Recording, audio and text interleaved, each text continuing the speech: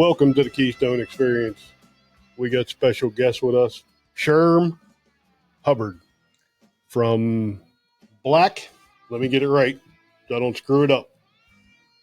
Black River Shot Company. How you doing, buddy? I'm doing great, Rob. Thanks for having me on your show today. I really appreciate it.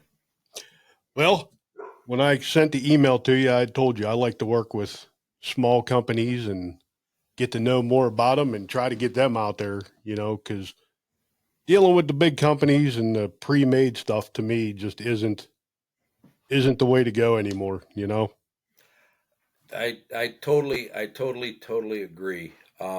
This journey started a few years back with me for rifle reloading, and when everything became really hard to get, it was just it became a necessity.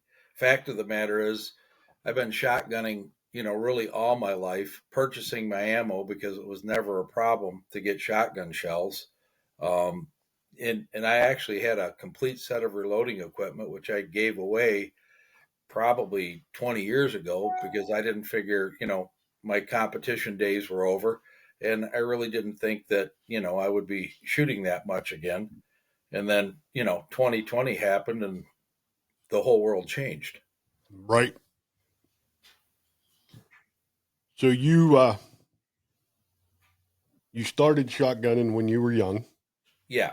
Yeah. In fact, my whole, my grandfather started my mom actually into this. And, my mom's kind of famous around the state of Michigan. She's 95. Just participated in a tower pheasant hunt this past weekend with us, still shooting at 95 years old, still Wow. hitting the birds.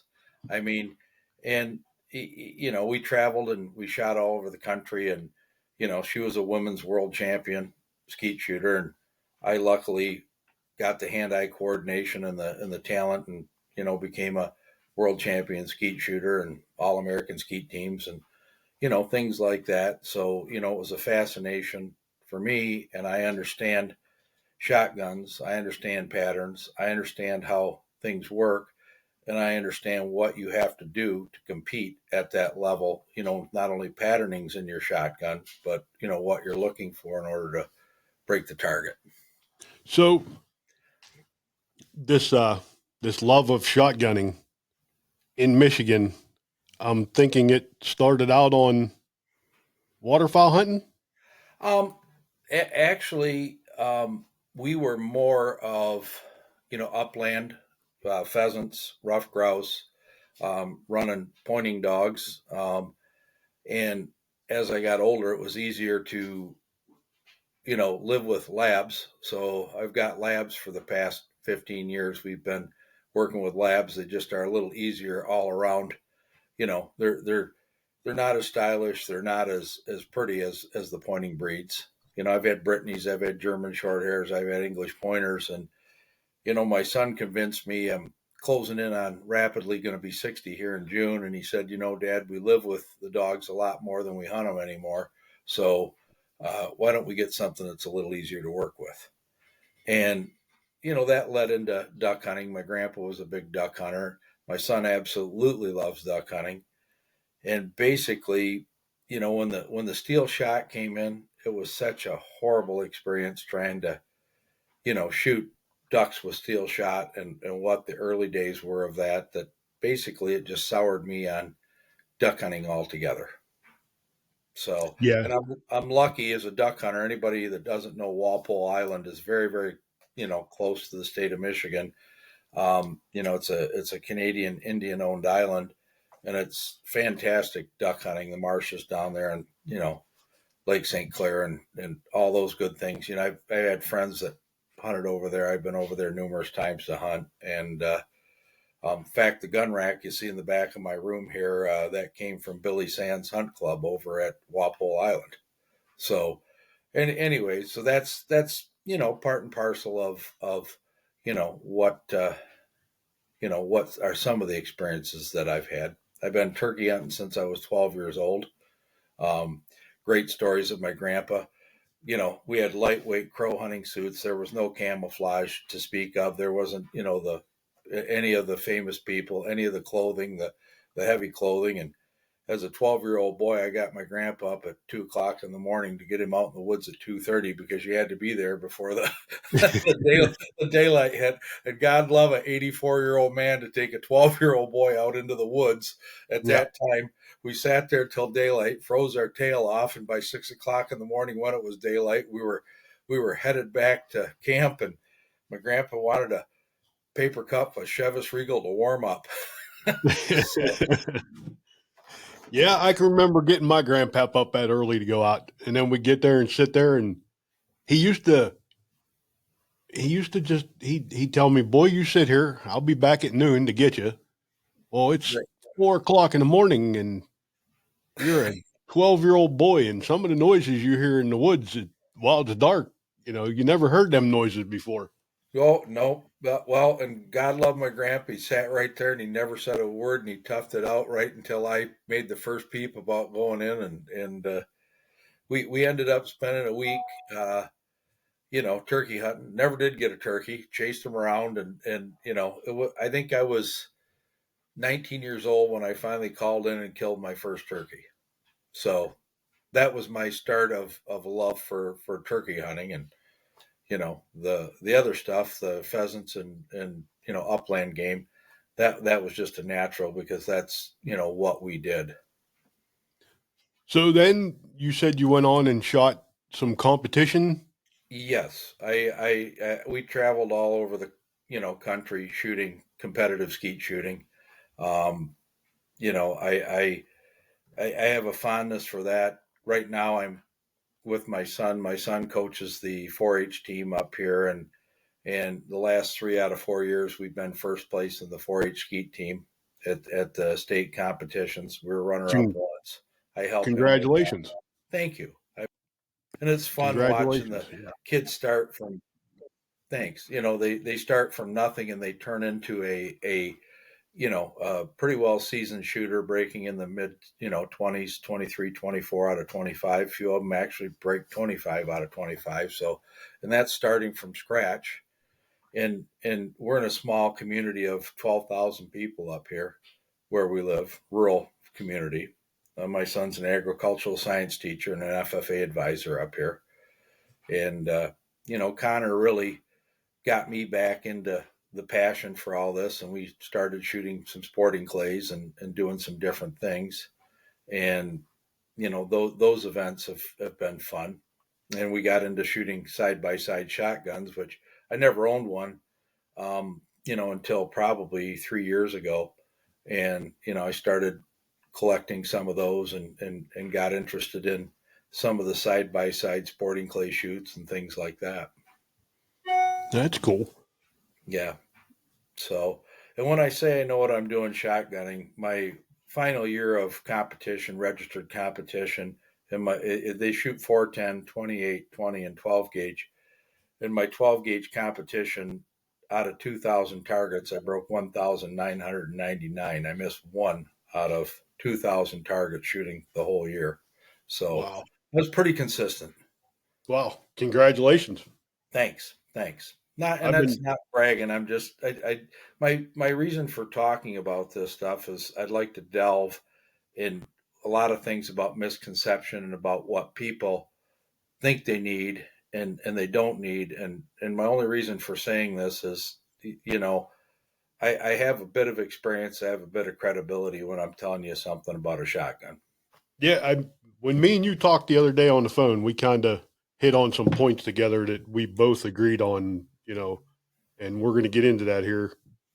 Uh, it's going to come around to where, like, okay, now, like you said, 2020, the world fell apart and ammunition got to the point where you couldn't find it. And you already said about, the waterfowl hunting really started to stink because of steel shot. And I started duck hunting right at the end of when we were allowed to use lead. Yep. Steel shot came in, and I kind of felt the same way. You had to go and, it was like we all got 12 gauge shotguns and we're happy because we got the 3.5s, and now we're shooting ducks and geese with this steel shot stuff, and it's like we're not knocking as many birds down as we used to. Absolutely. And realistically, the three and a half came into existence, to basically increase the payload of steel shot because it's the density is so much lighter than lead, and so they had to jack the velocity up to retain velocity to try to get to 30 35 yards, and then they increase the payload because you have to increase the shot size, so your pattern is not worth a tinker's darn, and so that has come basically, full circle with the tungsten shot now. So that's, I know it's expensive, but I just feel if you're gonna, you owe it to the game. Yes, If you're gonna shoot something, you don't go deer hunting with a 22. right, I mean, so I understand there's game, there's reasons. I mean, like in Michigan, you shoot one turkey. Our duck limit is basically 6 ducks. Our goose limit is 5. When I go to South Dakota, it's a 3 bird limit a day on rooster pheasants, and I look at this, and the first year I went out, I've only been a couple times pheasant hunting out there. We run and my son and I run a pheasant farm up here. We do a shooting preserve for a private club here in Northeast Michigan, and so we end up shooting a lot of birds. We can still use lead shot on that, but the waterfowl production areas at South Dakota, you have to use non-toxic. Took steel out there. I hit a pheasant, turned him one way, hit him again, turned him the other way, and he just kept right on flying. And I'm like, I told everybody, if we're going into waterfowl production areas, I don't have any interest in walking in here and, either losing the game or hitting the bird or not shooting at all. And I shot the tungsten in my 28 gauge on our shooting preserve, and basically 50, 60-yard shots. The pellets go all the way through the bird. There's none left in the bird itself. It's carrying so much energy, it penetrates right through the pheasant. And that's, if we're going to harvest game, we eat what we shoot, we take care of it, we honor the harvesting. And like I said, it's just, you owe it to what you're doing, to be able to make sure you have a clean kill. right, right. So, and that's kind of, one of the things that I've witnessed over the years, even before I got into this and before I even got into the tungsten shot, was a new occurrence to me this past year. So So the shot that you're using in your shells now yes, is tungsten, right? yes, And yep. that's where you guys from the pheasant hunting and the duck hunting is where you came up with the idea for your own shot shells. Well, like I said, I got tired of not having ammo and not finding things, and then trying to order shells to go hunting. They came out with bismuth. Bismuth is a fairly decent alternative. It's still side by side comparison. I've shot them both on like European tower hunts where birds are 35, 40 yards away, and there's just no comparison. The terminal performance of tungsten versus bismuth. And back in our heyday, when the duck hunting, when we could use lead, there was nothing better than a double X Magnum Winchester #4 buffered, Yep. shot. I mean, and I buffer all my tungsten loads. Some Okay. don't. There's just the pattern, the patterns that I did. I did some comparisons on my Facebook page today of a number of. I laugh because I look at all the patterns, and it's like I'm shooting 3-inch 12 gauge and 3-inch 410. One end of the spectrum to the other, and I'm looking at the patterns, and I'm like, there really isn't that much difference. No. Nope. And I'm impressed. I mean, I'm like, why would I lug around my 10 gauge anymore when I can carry my 28 gauge and have the same results? I mean, Right. and Right. And so the tungstens added a new, you want to shoot grandpa's shotgun, it's added a new lease on life. So some of the guns that are in good shape, and you want to take it out, and that leads me into the discussion of chokes. I Right. mean, the every gun you need to pattern, and I pattern my stuff at 40 yards, which tells me it'll work probably 15 yards further, and obviously closer. When you look at that pattern, you know what's going on, and so many times these guys are putting such a tight choke into their shotgun, something 20 yards, they're shooting something the size of a baseball or a softball at a very small moving wiggling head. Yep. They're doing themselves, quite frankly, a disservice. Yep. Everybody's trying to go to a red dot sight. Shotgun's not a rifle, folks. The number 9 tungsten shot is 50% heavier than lead. So that number 9 really equates to in between a number 3 and number 4 lead by density. And the smaller the pellet, um, the less mass you pull into the bird. Like when I'm shooting with lead shot and I shoot pheasants, you'll notice the feathers get pulled into the bird when you shoot it. When you're cleaning them. With Hmm. tungsten, that doesn't happen, especially with the 9s. It goes right through the feathers, slips right through the feathers, and does a fantastic job. The energy on a number 9 tungsten pellet is about 2.6, 2.7 foot pounds at 84 yards, which is more than enough to kill anything in the bird world. I mean, who's shooting at 84 yards? Right. Right. I mean, the thing that leads, and I laugh back to the steel. I talked to my buddies out deer hunting that shot geese in South Dakota. They're doing Mylar wraps. They're doing all this stuff. They're in a 30-mile-an-hour wind trying to shoot geese, and they're talking about 25-foot leads to have the steel pellets float into the bird. All Yep. right. So, I mean, it just is I mean, it's crazy what people believe. Yeah. And the same thing on patterns. When I talk to people, all these guys I got this choke, I got that choke.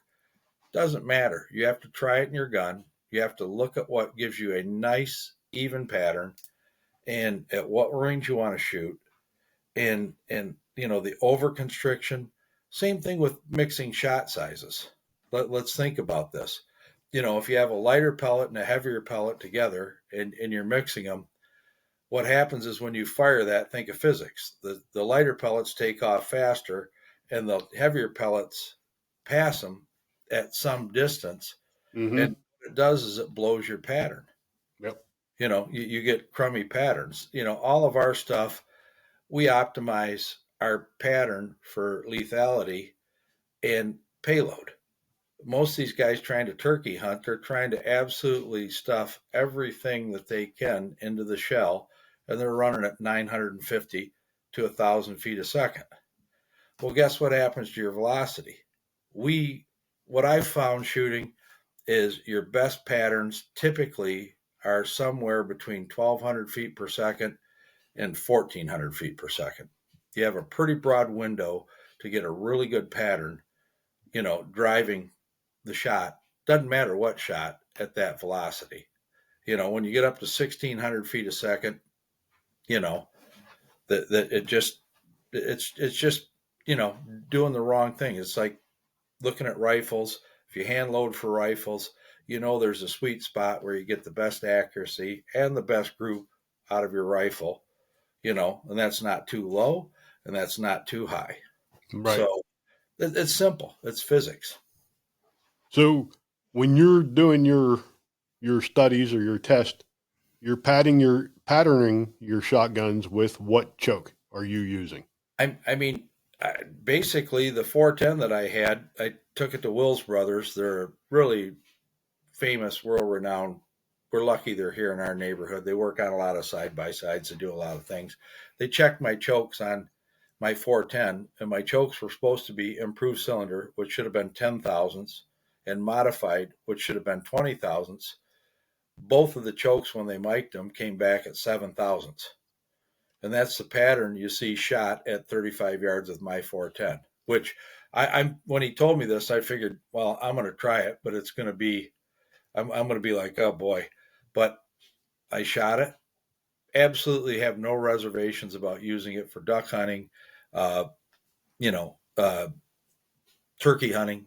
Very comfortable. I could shoot a turkey 35 to 40 yards, even though that choke is not at 30 or 40 thousandths, 40 thousandths choke being full, or, Right. and, so people understand. And so took my 28 gauge out there. I put a full choke in, put the modified in. They pretty much patterned the same at 40 yards. And they're Okay. both good looking patterns. Took my 1100 that my grandpa bought me when I was about 17, which is a 3-inch Magnum frame 1100, solid 28-inch barrel, full choke, no changeable chokes. That's what I shot the 2 3/4 and 3-inch today. I couldn't see a pinch of what difference between Right. either one of those patterns. And then I actually think my 28 gauge patterned a little better. So and that's why folks don't get hung up on chokes. Try Right. them, find out what works. Stick with a reasonable distance. If you go to 40 yards and you shoot at 40 yards, you know that you're good at probably 10 to 15 yards more, and on in, you're comfortable. But I mean, if you're shooting a baseball size or a 12-inch or 10-inch circle at 40 yards, I mean, you're basically trying to hit a turkey in the head with a slug at Yep. anything under that. Yep. And So, I told you yesterday on the phone, I was one of those guys that wanted the tightest possible extra full extreme choke that I could get.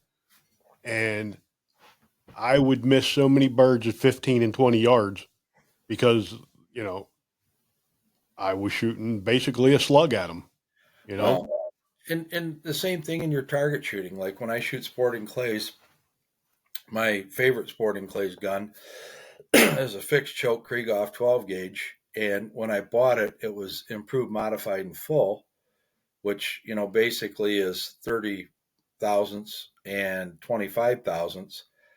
My one barrel's opened up to 7 thousandths, and the other one I shoot at 12 thousandths, which is slightly tighter than improved cylinder. I routinely break targets. I shoot 7.5s, lead 7.5, straight shot. I'll break targets with either one of those barrels out to 50, 60 yards, with no, I don't have to change shells. I don't have to change chokes. And it takes one extra thought process out of the game that, do I put this in here or is it too far? Pretty much any course that I go to, it's, the gun's always right. If it's a little farther, I'll shoot, the top tighter barrel. And if it's closer, I shoot the bottom barrel. And if they're both close, there's not enough difference that, my pattern's not going to work on a 15 or 20 yard shot. Right. So you're making these shells Yep. out of tungsten, Yes. tungsten shot, Yep. and you're buffering them, which means there's no wad. No, there is a wad. Oh, there is a wad? Yep. The Okay. wad, there is a wad. And that's another subject that everybody talks about. Oh, this wad protects this does that. I mean, unless you're shooting a fiber wad without a shot cup, as long as your shot's down inside the shot cup, which it's always going to be with tungsten because the load is not, there's not enough volume to handle the density to put, to fill it up like you would with lead. As long as it's down in the shot cup, when you fire the gun, guess what happens? That shot is not taking off before the shot cup pushes it out of the end of the barrel. Right. So this misnomer of you got to have this or you're going to ruin your gun or you're, Channing Wool and I have had many discussions on that. And that's a big misnomer. I mean, basically in the days of a fiber wad with no shot cup, you'd push the fiber wad down there to seal against the powder and then dump the shot on top of it, and the shot bounced down the barrel all the way. So, And you can shoot this out of any barrel, right? any modern firearm, our pressures. I selected two powders to load around that were available that basically are the most forgiving. They have like the widest pressure curve for low pressure. If you load them up, they perform as well, but they don't generate the pressures that some of the other powders do. You won't get super hot velocities. You can load them to decent velocities, but you're not going to load these to 16, 1700 feet a second with these Right. powders. And So they'll work in semi-automatics. absolutely, absolutely. Because I In think we fact, talked yesterday. I haven't tried shooting mine with a 2 3/4. right, right. So we'll Yeah. find out what happens. you know and it's fun because like the two 12 gauge loads, the powder difference is, one's got a little bit heavier payload, so I really don't amp up the powder charge, but the 2 3/4 will probably travel just a little faster because it's got a little less payload, and the 3-inch has a little more payload, so it's going a little slower, probably 25-30 feet a second difference in the load data, as far as what. And they're both running around 1,350 feet a second. And then you have, let's see, you actually do make for a 10 gauge. Whoever's Yep. still shooting a 10 gauge today is. I I laugh because it's like I've got one and I'm never going to use it again. With the TSS, I'm just never going to use it again. I mean, there was nothing on turkeys that performed better. Michigan took away a few years back. My favorite load was a number 2 lead in the 10 gauge. I mean, it just was devastating on turkeys. But they they took the shot size away, that I don't think he can use anything above a number 4 now Okay. in our state, as far as BB size, so, and I get that, and that's where, like I said, the tungsten, has made it, like I said, gauge is irrelevant anymore. Right. I mean, and that's the beauty of this. So, um, I have a Model 12 pump gun and a 16 gauge that I have Will's working on me for, which I'll post pictures of it when they get done. That's going to be probably my duck gun and my turkey gun, and all around, I am fancying it up a little bit, and it's going to be kind of really a cool, and it's going to be fixed chokes, and I'm going to have it at about 15 thousandths. So it just is an all around, that's what you call a little more than improved, like a light modified. So So most your shot size is mostly all number 9. yeah, I mean, I can load anything. I just, there's the lethality of the 9 is 84 yards. You get the biggest, densest pattern. I mean, some people want to load 10, some want to load 9.5, some, I mean, I just, all I know is the 9s work. They're going to work. They're going to penetrate through the feathers. And going bigger, I had a buddy go to Walpole Island this year. I loaded him up 2 boxes of the tungsten to take there. He was killing ducks at 50, 55, 60 yards with the 9s. Heavy wind, absolutely just knocking them out of the sky, dead, not flopping, not going anywhere. And I just, he says, "What about 8s? What about 7s? What?" I mean, you realistically, like I said, there's no reason for that, because we're shotgunning is not a long range sport. Right. We're not trying to shoot 200 yards. I Right. mean, literally, like a number 7 or number 6 tungsten. I mean, I think at lethality probably would be, 100, 150 yards if you wanted to try to shoot that. But, what's your pattern going to look like? What kind of drop, what kind of arc? Now you're trying to compensate, like rifles ballistically. I've got all the stuff we shoot, a long range. I've shot out to 1,400 yards, not on game out in South Dakota, but my son and I took a long range class, and you're trying to compensate for yardage and your come up and well, the Kentucky windage on the muzzle loaders, I'm sure. Yep. And the shotgun, there's no room for Kentucky windage when something's flying and you're trying to hold over it and out in front of it. Right. So, but Right. and so that's my belief and that's my preference. Now somebody's if it's going to pattern with sevens, eights, sixes, and tungsten, it's certainly going to pattern with nines. Right. And honestly, the 410 I have, if I wanted to do nothing but shoot turkeys and shoot them at 35 yards, a load of 10s or 11s in tungsten probably would just be unbelievable. But you got to, in manufacturing, you got to settle on something. And I've settled Right. on what I know works. And you basically make them for every gauge shotgun there is Yeah. available. Yep. Yep. Yep. And they come in what, boxes of 5? They come in boxes of 5. If somebody wants to duck hunt, I will load bismuth. I will load tungsten loads, in box of 25 and kind of give them a better deal.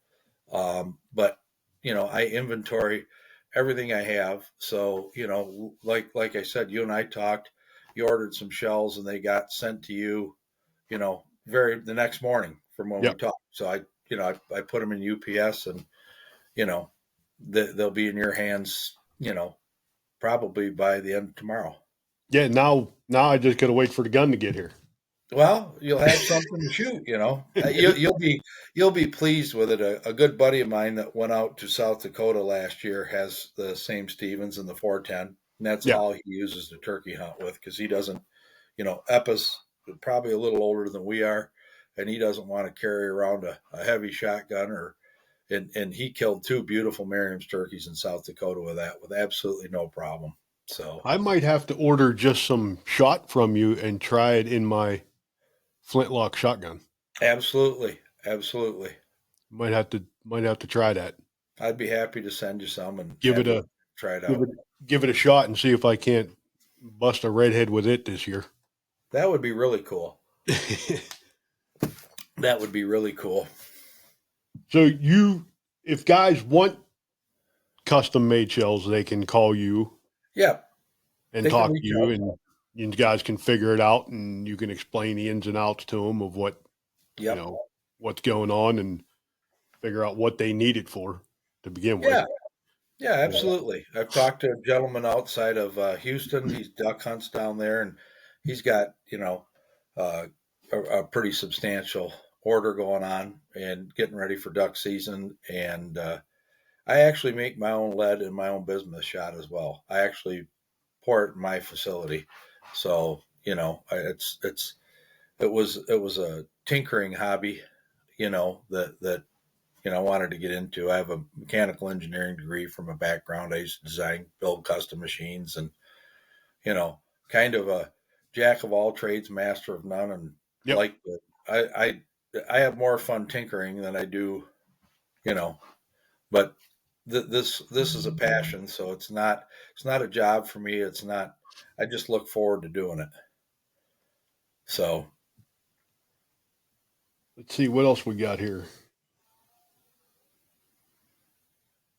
Do you have a lot of people that will call you and have you make loads for shooting trap and skeet and I'm not so much the that's a high volume game, and that has been readily available, and it's the the cost of mass producing doesn't end up with quality. I'm not super competitive at that level, but if they want lead pheasant loads and lead different things that people can't get, I'm very competitive with like the Prairie Storm and all the other stuff that you see and hear about.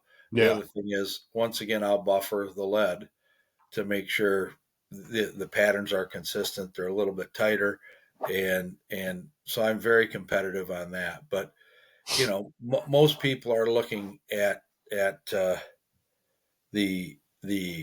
skeet and trap load as a commodity.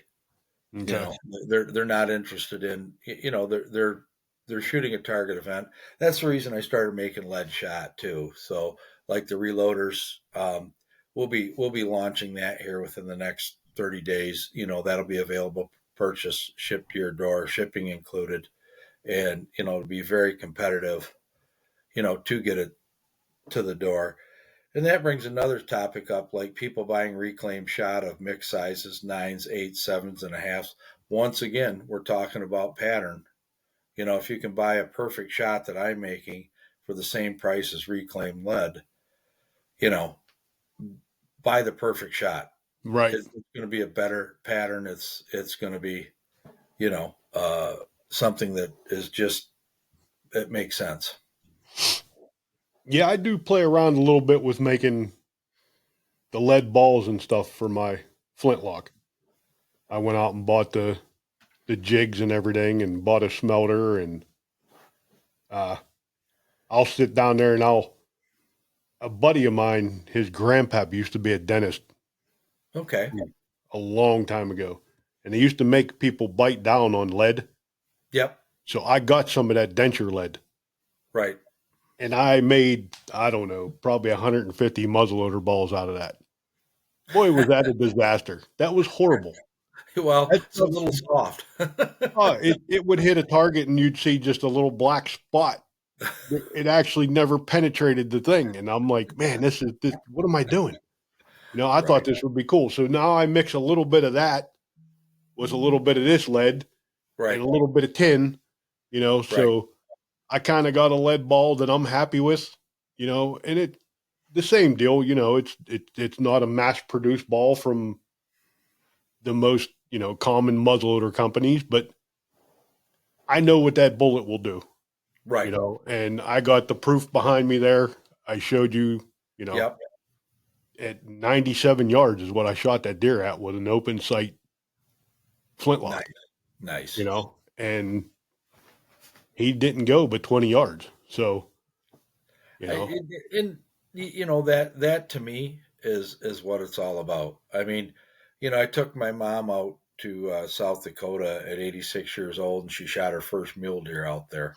And obviously that was nine plus years ago, and just you know, she had over 2 million views on YouTube. yeah, Greg Miller from the hunt was out there. He was whitetail, with Stan Potts and all those guys, and yeah, Greg was in camp, and basically filled the whole episode around my mom. And up on YouTube. I think Greg has taken the video down now, but it was like I said, she had almost 2 million views watching my mom shoot her first deer. And like you yeah, said, it's about family. It's about you know, uh, my grandpa had three daughters and no sons, and so my mom kind of became his son. She started deer hunting when she was 19 years old with my grandpa. She still has her uh, um, model 721 Remington 270 that she's had bought it when she was 19 years old, and that's her deer rifle. It's what she used to shoot her mule deer, and so it's but it's about the memories. It's about what you're doing. It's about creating memories, yeah, and you don't want to have the disappointment of losing the game. The same thing with duck hunting. Now I'm who in their right mind would tell you to shoot ducks with a 410 and steel shot? yeah, Nobody. yeah, Nobody. But guess what? 410 and tungsten, your grandkids, your kids, it, it, my mom always told me if you take your kids hunting, you never have to hunt for your kids. yep, yep. And I So, honestly think, back then when my daughter was duck hunting, I think she would have enjoyed it a lot more if she'd have been able to use a 410 instead of a 12 gauge with 3.5 and, a yeah. small frame girl trying to shoot ducks and geese laying in a layout blind. Yep. It just Yep. beats them up and they don't want to do it no more. So you lose a lot of kids to Well, that sport. yeah, it's no fun. I Yeah. mean, and like I said, I I surprised myself today when I looked at all the patterns that I put up on the wall. I just I'm like, there, it's like, I'll be doing some 10 gauge patterning here in the next couple days, and that'll go up on the wall. I'm not even going to shoot the 20 gauge because they're almost the same as the 12. Yeah. I mean, I know how they're going to pattern, and it's just like, I'll do some for proof, but it's like, why? It's crazy. It is absolutely crazy. I mean, You when know, I seen the post that you put up today with the 4 different patterns, and like, I'm blowing them up and I'm looking at them and I'm like, this is incredible. All 4 of them are like almost identical. yeah, Yeah, and they're you wouldn't know if I didn't tell you. You'd think, you would think they're all shot with a 12 gauge. yeah, yeah. I'd have thought they were all the same gun until you start explaining what they are, and I mean, I'm truly, truly impressed. And like I said, I can't wait to get it in this 410 and see what happens this spring. Yeah, you won't be disappointed. And I just and to me it's about being enjoyable. It's about you know just it's about family. It's about friends. It's about the memories and the experience. Yep. So and and that's kind of why I went down. I just wanted to make sure, like my stuff, I buy when the stuff's available. I inventory it. I plan on my sales, so I'm not going to run out Right. unless something crazy happens. And you know, I mean, I always try to keep an inventory and make sure that I have an inventory so that this works to the best of everybody's ability. And I'm excited about it. There was nothing more disappointing than not being able to feed your shotgun when you wanted to use it. Right. Right. So, And we also talked a little bit yesterday about predator hunting with the shot that you're making here. You were yep, talking. I had a gentleman call me actually from Pennsylvania today, believe it or not, and he goes to turkey shoots with his 10 gauge and he predator hunts with his 10 gauge, and on that basis, he says, yeah, he wanted some number 4 buck lead, and I said, well, I can do that for you, but I would recommend a number 1 or number 2 tungsten. Mm-hmm. And he's like, well, I said, look, your lethality is further than the number 4 buck, and you're triple the pellet count and the payload. So you're basically you're going to turn these things over. Yeah. What your number 4 buck did, the tungsten's going to absolutely just wipe them out. Yeah. So I'll be ordering some of those too because that's like my new fun thing is hunting coyotes during the daytime in the woods and yep. a 22 250 is great out in a wide open field. It's not real good out in the woods. And trying to move on something and trying to do it. I, Yeah. I mean, absolutely, and we can have some fun trying that out and working and working those in and Right. so that's going to be fun.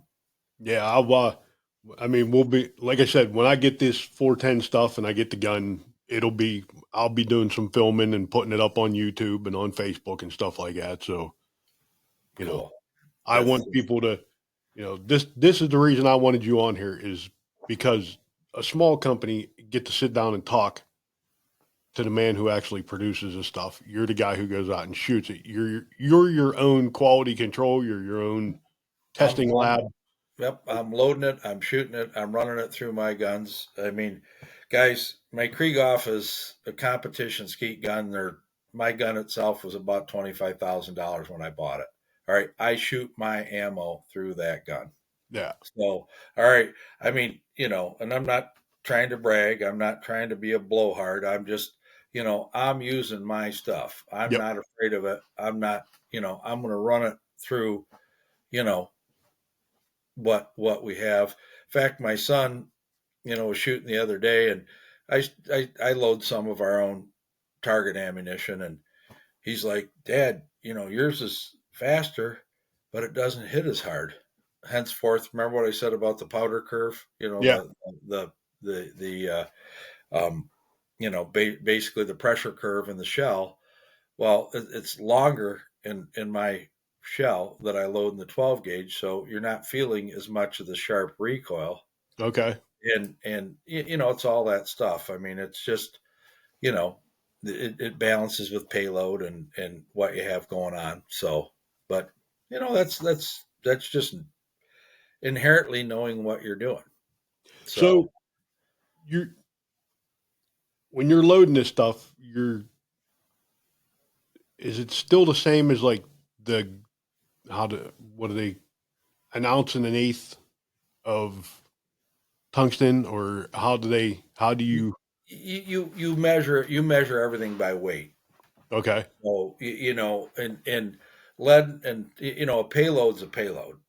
So like steel, they'll say it's 7/8 of an ounce, in a loading manual because that's all you can fit in the shell, Right. or with a different wad, or you develop it with your wad combination. So in like a ounce and an eighth of lead and an ounce and eighth of tungsten, obviously the tungsten's 50% heavier.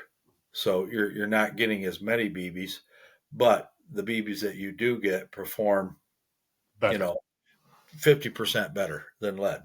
So, and that's the sense, like talking about why I stick with the nines versus sevens versus sixes. Every step down in shot size, you end up cutting that pellet count and that pattern.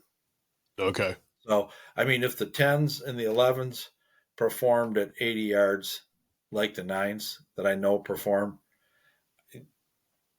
we'd be discussing about how I'm switching to tens or 11s. Okay. Okay.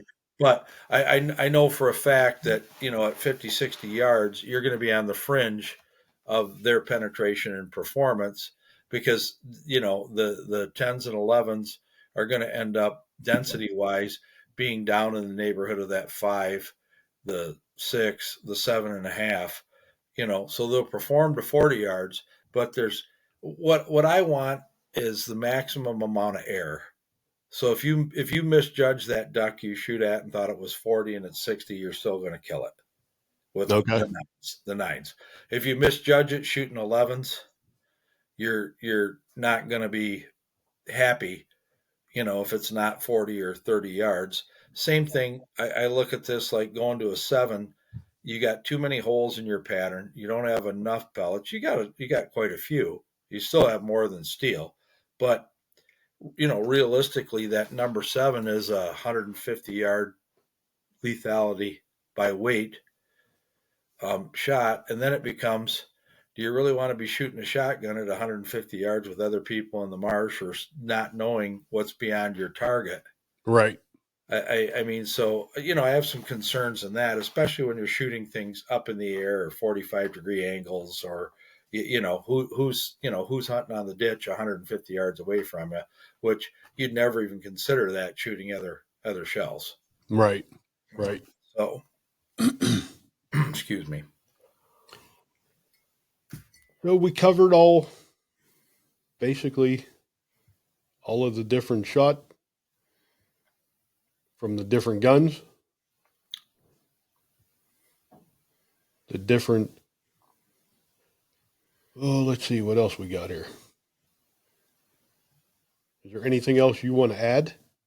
Other than Rob, I appreciate you having me on. I like supporting, folks and educating people and helping them understand.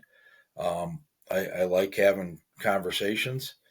Um, if anybody has any questions, I feel free to reach out to me. I'm approachable. I'm not going to waste your time, and I'm not going to tell you what you don't want to hear. I mean, I think the tungsten loads are fantastic. I wish some of these guys would quit focusing on huge payloads at lower velocities because it really is not it's like using a sledgehammer to drive a nail. Yeah. Yeah. I mean, in some experiences, and yet the hammer that we use, balanced right, velocity right, a good balanced load is going to give you the best pattern. It's going to do the job for you, and it's going to give you the margin of error that you need. when we're hunting, because none of us are perfect. I still miss, and Oh quite yeah. often. So, but Yeah. so, and that's building memories, having fun, and being able to get your product. That's why I started the company. I wanted to make sure that people could get the product. um, we've got free shipping going on for, like you said, the next 45 days or so. So you're saving some money there. We're as competitive as anybody on the market with our pricing. Yeah. And, Yeah. The prices are not out of line at all. yeah. And, Oh. and that was my goal, and it just, um, I want to keep this a small company. I don't want to set the world on fire. I don't want to have 50 employees. I don't want to have this get out of control. I'm not, I am, I just want a nice small company that turns out a fantastic product that's handmade. I know it's going to be good. I mean, it's especially, we individually weigh out every load, of the tungsten, so we know it's at the exact weight. So it's not slop, mass produced, this, that, what we have going on. So, everything's assembled with care, because we want, your memory to be perfect and our shell to be perfect when you're using it. Let's see what else we got here. You're on Facebook, Instagram. Yep, I'm on Facebook, Instagram. Our website's lightsoutamo.com. So, we're going to knock the lights out of stuff. Well, buddy, it's almost that hour mark. Right. I'm gonna run down through a sponsor list if you want to hang out here for a few minutes. Absolutely. I appreciate the people that support you and having me on this program. So I'd love to hang out with you. All right, we're gonna do this real quick, and then we will run this out. Let's see if I hit the right button here. Maybe.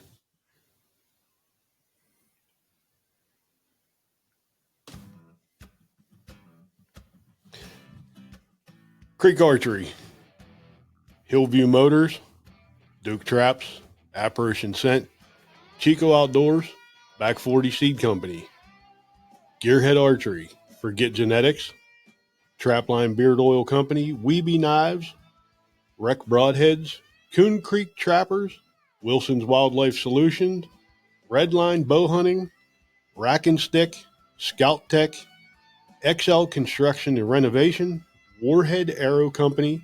You can catch the video version of the podcast on Carbon TV. You can listen to it on all major platforms. You can also listen to it on the Outdoor Call Radio. Thank you for hanging out with us. You can find us on all social media. You can, like I said, catch us on YouTube, catch us on Carbon TV, and we will catch you guys in another 2 weeks. Y'all have a good one, and we are out of here. Welcome to the Duke Trap Studio.